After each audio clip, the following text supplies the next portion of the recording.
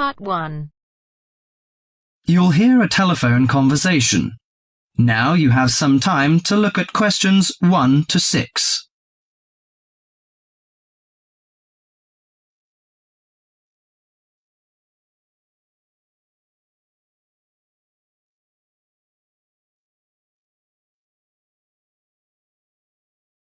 Listen to the conversation and answer questions 1 to 6. Good morning, Country Comfort Albury. Oh, hi. I'd like some information, please. I'd like to find a double room to stay for the weekend. What kind of rooms do you have? Well, we provide a variety range of accommodation depending upon your likes. The guest house room costs $45 per night. It provides air conditioning and shower, and a waterfront room costs $80 per night. It has got its own balcony overlooking the foreshore of the lake. And we've got a kid. How do you charge for children? Extra bedding is available if you require that. If the kid is aged 12 and below, the cost is $10 per night for the guest house room and $15 for the waterfront room. Do you have a swimming pool, tennis court or something like that? Yes, we've got a swimming pool, which is free for all the guests. But the tennis court charges $8 each hour, including the rent of rackets. How about other facilities? We provide free off-street car parking and internet access. We also installed in-house movies, but that costs $4 per hour. Oh, we don't think we need that. Because of the kid, you know. We don't want him to see movies on the weekend. Well, we also offer ironing equipment in the room. That's useful, I think.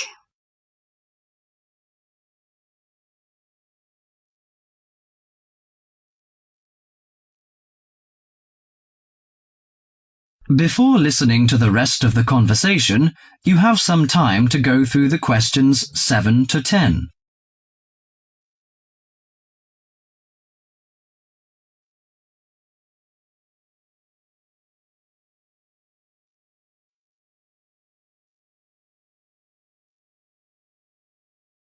Now listen to the last part of the conversation and answer questions 7 to 10.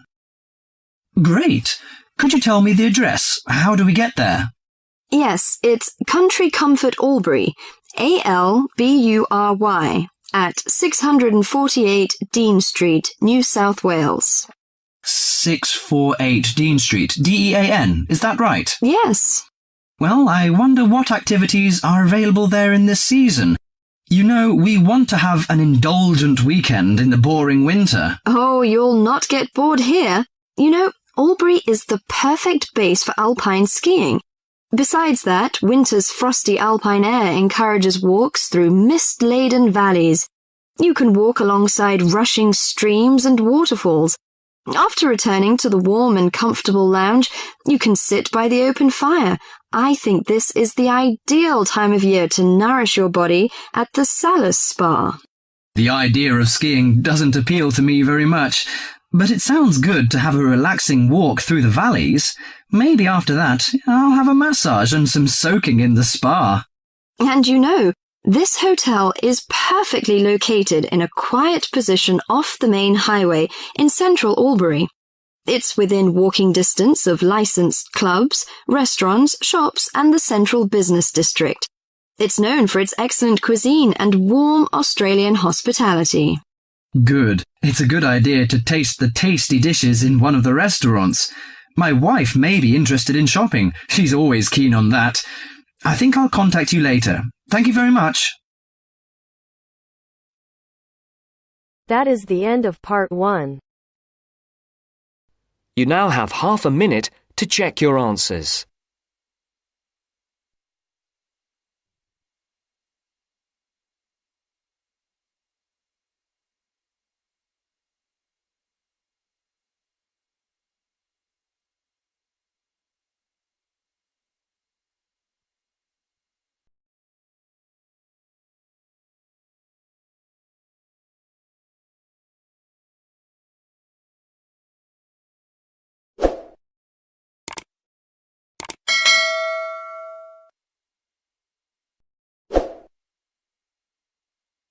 Now turns to part 2.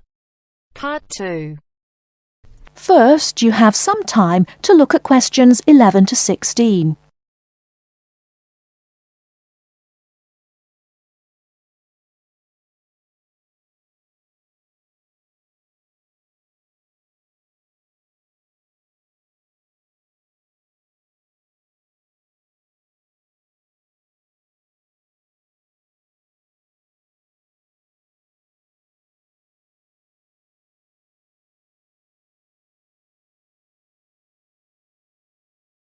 Now, listen carefully and answer questions 11 to 16. Hello, welcome to the university. Let me introduce myself. My name's Helen Brown. I'm the International Office Administrator and I'm responsible for looking after students here on scholarships, in particular Chevening scholars. Perhaps you could introduce yourselves to me. Hi, I'm Ansgar from Grasse in southern Austria. And my name is Magali. I'm from a town near Montpellier, France. It's a pleasure to meet you. Pleased to meet you too. Nice to meet you. So, let's get started. I'm going to tell you about the schedule for today. Today is your orientation day at the university, and it's going to begin in half an hour at 10 o'clock with a speech from the Vice-Chancellor welcoming you to the university. That's very nice. Where is it? It's in the main hall on floor 3.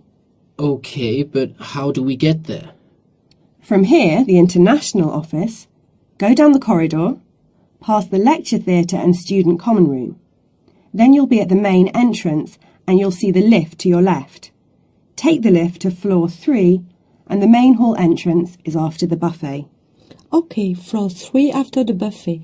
I can always find my way to food. So we'll be able to find the main hall, no problem. So after the Vice-Chancellor greets the new students, then 30 minutes later, the Mayor will welcome you to the city. Together it should be about an hour, so it's not too much of a drag. And what happens then?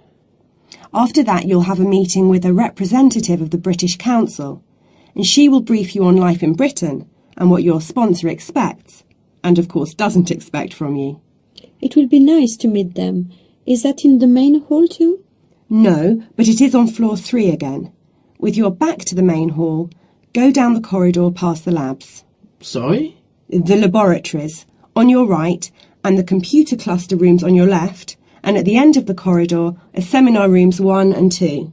Your meeting is in seminar room 2. Did you mention what time that is? No, I didn't. It's at 11:15 and it should last about half an hour.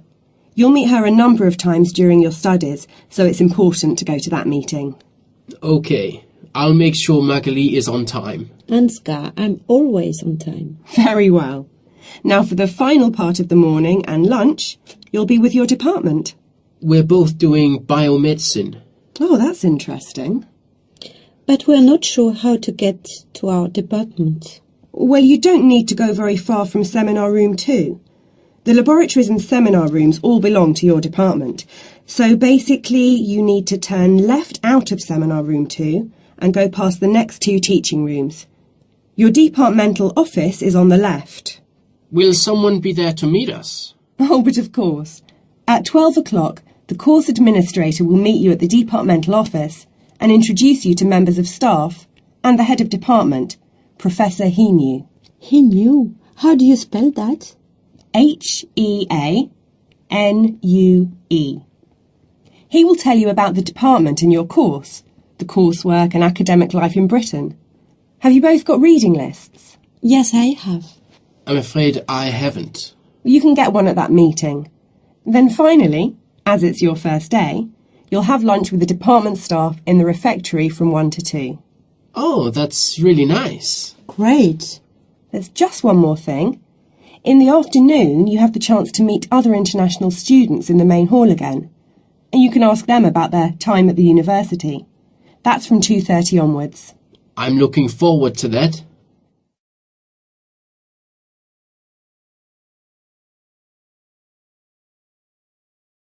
Before you hear the rest of the talk, you have some time to look at questions 17 to 20.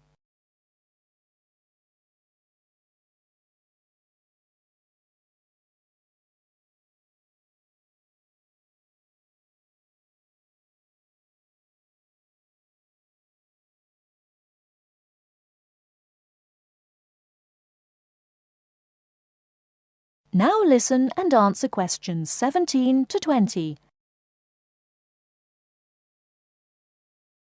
So you're thinking of opening a bank account with us? That's right. And you are an international student at the university? Yes, I am. And how did you hear about us? From Student Services. They gave me a list of banks near the university, and I chose this one because you have a branch near campus and a student advisor at the bank. Yes, I'm part of the student advice team. There are 3 of us here. Right, now I'll go over the services we offer to international students, and then we can go through a few details before we set up your account. Okay. We can offer you a current or cheque account and a savings account. Do you pay interest on the current account? We do, but not very much, about 1.5%. You get a much better interest rate on the savings account, around 4%. We also give you a free overdraft facility. I'm sorry? If you run out of money, we allow you to spend more money than you have in your account. That's the overdraft. But you can only take out up to £100. If you need more than £100, then you must tell us before you take any more money out. I see. Now, once your current account is open, then you can set up direct debits for any regular payments you need to make. Could you tell me how that works? Well, for instance, let's take your mobile phone. You have to pay a certain amount every month for it. Yes. So you can tell us to pay that amount each month and we'll do it automatically for you. I see. As soon as your account is open, we will send you a debit card, which you must sign immediately and keep in a safe place. Then a day or 2 later, we'll send you a personal identification number. A PIN number? Yes, and you must keep the number secret. You can change it if you like when you use it for the first time, but if you change it, you must remember the number. If you forget or lose the number, then we have to send you out a new card and a number for security reasons. Okay. The next thing you could do is open a savings account. If you know you have to save a certain amount of money to pay your accommodation or course fees, we can open a savings account for you to put aside some money each week or month. How can I do that? You can manage your accounts in one of 4 ways. You can come into the bank here on the university campus and tell us what you would like to do, or you can call us on 08457 004 004 and instruct us what to do over the phone. That's 24 hours a day, 7 days a week. Alternatively, you can manage your account over the internet. I see. You have to go online and register at our website at www.hsbc.co.uk/online-banking before you can use the service. Finally, if you have a digital TV, you can use TV banking by pressing interactive on your digital TV remote control. Oh, really? I don't have a digital TV, unfortunately, but I can do the first 3 things. Now, do you have any insurance? What's that? For example, if you lose something or one of your possessions is stolen, we will cover the cost of it. How much does that cost? It's £24 a year, so it really is worth thinking about. I don't need to think about that. I'll take out insurance. I'll arrange that for you as soon as your account is open. Now, would you like to go ahead and open an account with us? That is the end of part 2. You now have half a minute to check your answers.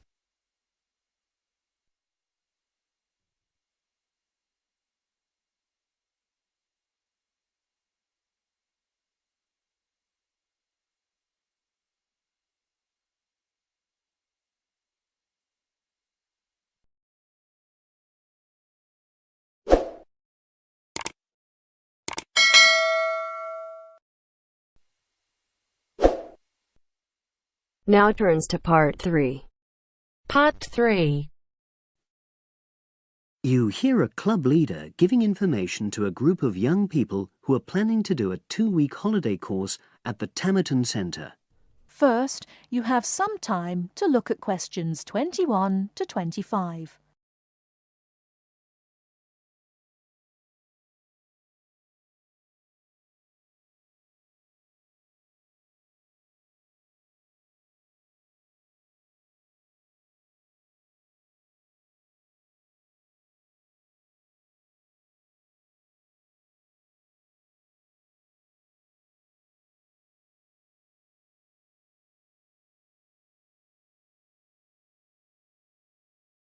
Now listen carefully and answer questions 21 to 25. Hello, everyone. I've been asked to talk to you this afternoon about next month's trip to Tamerton Study Center for the 2-week course. Now, some of the things I'm going to say you may have already heard or read about, but I think it's important to emphasize a few key points. First of all, it's worth reminding you why Tamerton was set up in the first place, in the late 1960s. That was really before all the concern with preserving the environment, which everyone talks about these days. The idea was simply to get people out of the cities and into the country and to find out that just being outdoors can be very rewarding. This is not going to be a holiday in the usual sense. It's called an adventure course because you'll really be stretched to your limits, but that in itself can be a positive thing. The group I took last year, for example, said that although they actually felt pretty weak and exhausted all the time, it really made them learn a lot about themselves and increased their confidence. And in the end, that's the most important thing. Now, all of you knew about policies at Tamerton before you signed up for it, so you know that in many ways it's quite old-fashioned. You don't have a lot of choice in what you do. But something which I think makes the place so special is that you get to try so many different things every day. For instance, one day you'll do climbing, and the next you'll be surveying rock pools. It's not intended that you become an expert in any of them. It's more like a taster, which you can follow up if you want. And there isn't a lot of free time. Organized activities and talks, etc., go on until 9 p.m., and lights go out at 11 p.m. There are table tennis tables with all the equipment and board games, though I have to say the pieces often go missing, so it's a good idea to take your own. There's a DVD player with a good selection of films suitable for this age group, so don't take yours. Bedtime at 11 p.m. is strictly enforced, and there's a good reason for this. You're all under 18, and we organizers need to know that all group members are accounted for in the house as we close for the night. And of course, you'll be so exhausted anyway that you'll be too sleepy to want to cause any trouble. Before you hear the rest of the talk, you have some time to look at questions 26 to 30.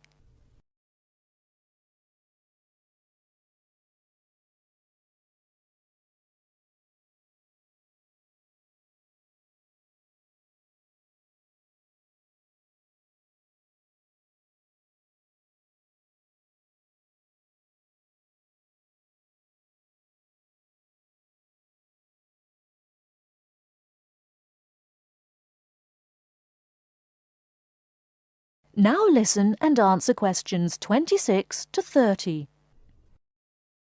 Now, what should you pack? The information sheet tells you a lot about what clothing to bring. But what about other things? Well, Tamerton House has its own small shop, but anything there is several miles away, so you won't have many opportunities for buying supplies. So in this last part of my talk, I'm going to explain what objects you should take with you to the center, what you can take if you want, and also, very importantly, what you cannot take. Several of you came up to me before this talk and asked whether you can take things like kettles or hair dryers. The answer is there are plenty of these electrical appliances available in the center, and they are of the proper voltage and are checked regularly. Yours may not be, so the rules at Tamerton say you can't bring them into the center because it's considered a fire risk. Remember, it's a very old house. Now, another question was about cell phones. Although you definitely can't have them on during inside talks, you equally definitely need them when you're out on exercises. So they're a must, I'm afraid. Anybody who wishes to talk to me about borrowing a phone for the fortnight, please see me after this talk. Now, the weather's heating up at the moment, and you'll be outdoors a great deal. If you wear proper clothing, especially a hat, sun cream is optional. Also, they sell high-factor cream in the shop, so you don't have to take any of your own unless there's a special kind you use. Now, there's a special note about things like deodorants, which come in aerosol cans. I need to tell you that these are banned in the center because apparently they have the habit of setting off the fire alarms. If you want to take an aerosol can, you'll actually be at risk of being told to leave.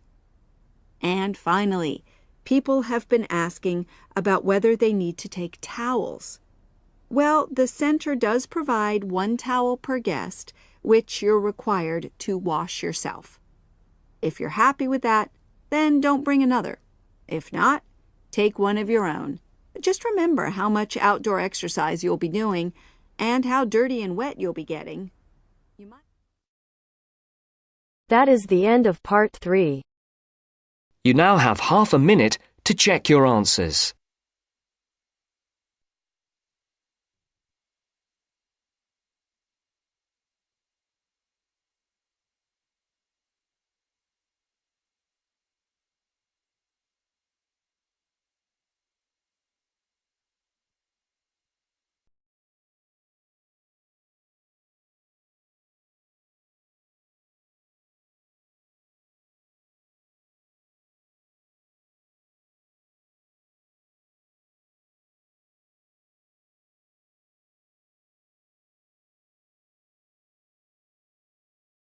Now turns to part 4.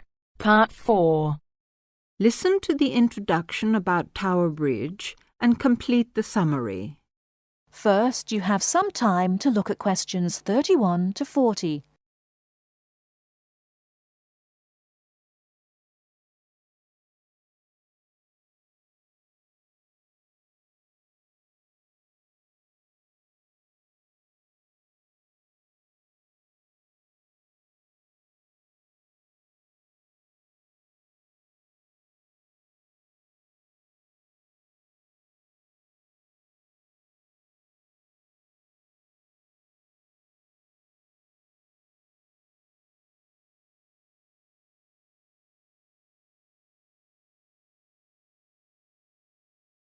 Now listen carefully and answer questions 31 to 40. Tower Bridge is located in one of the most interesting parts of London. On either top of the tower, you can get a bird's-eye view of the wonderful scenery all round Tower Bridge. On its south side are many tall old buildings. On its north side stands the Tower of London itself. But Tower Bridge, the first bridge over the Thames, as you travel to London from the sea, is the most famous of them all. Although they look the same age, the tower is almost 1,000 years old, and Tower Bridge, which was built in the 1890s, is just over 100. Because of the tall ships up and down the Thames, it was proposed in 1850 that a bridge across the Thames near the tower was most necessary. However, the designers argued about the new bridge for about 30 years. They took so long because they had 2 big problems. One is that the new bridge must look like the old tower, and the other is that the bridge must not look like a modern bridge. They made it look like the old tower, so everyone was happy. Besides, the most surprising thing about Tower Bridge is that it opens in the middle, while big ships are going through to the Pool of London. If you're lucky enough to see the bridge with its 2 opening arms high in the air, you'll never forget it. The bridge took 8 years to build and cost £900,000, a lot of money in those days. But it was a wonderful success and became a famous tourist attraction in London on the day when the bridge was completed. 100 years ago, the Thames was once London's busiest traffic route, so that the bridge opened at least 12 times a day. Today, Big ships don't go so far up the Thames. Tower Bridge opens perhaps only twice a week, but the same wonderful machinery is still in good condition. Green, yellow and red, the colourful wheels and engines look smart and new, not 100 years old. They still lift the two heavy opening arms, each 1,000 tons, leaving 70 metres for the ships to go through. And they still can open and close the bridge in 1.5 minutes. Things are changing greatly now at Tower Bridge. The horses that used to help with pulling have gone, and so have the tugs, for they're no longer necessary. The walkways from one tower to the other at the top of the bridge were closed years ago because so many people jumped off them into the Thames, which is said to open again soon. In addition, the beautiful wheels will be part of a special exhibition for the public to visit. There'll be a restaurant in one of the towers and a pub in the other. But whatever happens in its exciting future, Tower Bridge will always mean London. That is the end of part 4. You now have half a minute to check your answers.